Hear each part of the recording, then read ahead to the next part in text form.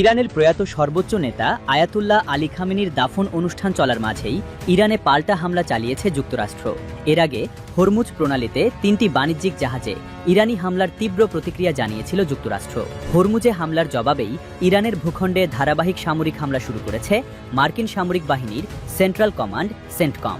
আন্তর্জাতিক জলসীমায় পরিচালিত জাহাজে হামলার জন্য ইরানকে ভারী মূল্য দিতেই এই অভিযান চালানো হচ্ছে বলে দাবি করেছে ওয়াশিংটন।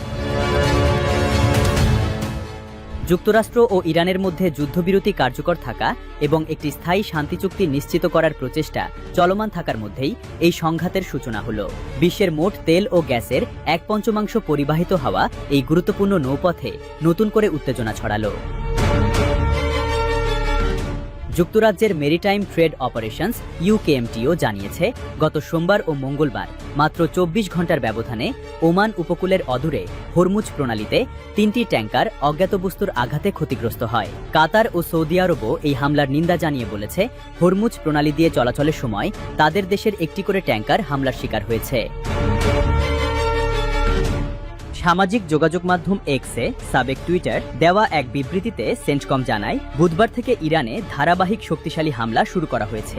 সেন্টকম দাবি করে, একটি আন্তর্জাতিক জলপথে নিরীহ বেসামরিক নাবিক বোঝাই বাণিজ্যিক জাহাজকে লক্ষ্যবস্তু করার পরিপ্রেক্ষিতে ইরানকে কঠোর মূল্য দিতে এই হামলা চালানো হচ্ছে।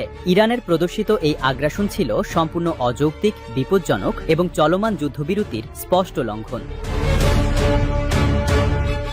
এর আগে মঙ্গলবার এক মার্কিন কর্মকর্তা ইরানের এসব কর্মকাণ্ডকে সম্পূর্ণ অগ্রহণযোগ্য বলে অভিহিত করে হুঁশিয়ারি দিয়েছিলেন যে এর জন্য তেহরানকে পরিণতি ভোগ করতে হবে।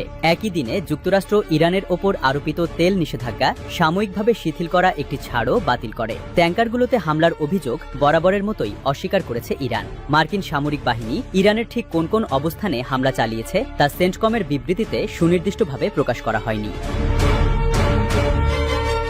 তবে ইরানি সংবাদ মাধ্যম ফার্সের বরাত দিয়ে আল জাজিরা জানিয়েছে, ইরানের দক্ষিণাঞ্চলের সিরিক ও কেশম এলাকার কাছাকাছি বেশ কয়েকটি বিকট বিস্ফোরণের শব্দ শোনা গেছে। তবে বিস্ফোরণের সুনির্দিষ্ট উৎসস্থল, ক্ষয়ক্ষতি বা হতাহতের সংখ্যা সম্পর্কে প্রাথমিকভাবে নিশ্চিত হওয়া যায়নি। খামেনির শেষকৃত্যের সপ্তাহ জুড়েই এই হামলাগুলো শুরু হওয়ায় নতুন করে মধ্যপ্রাচ্যের পরিস্থিতি চরম অশান্ত হয়ে উঠেছে।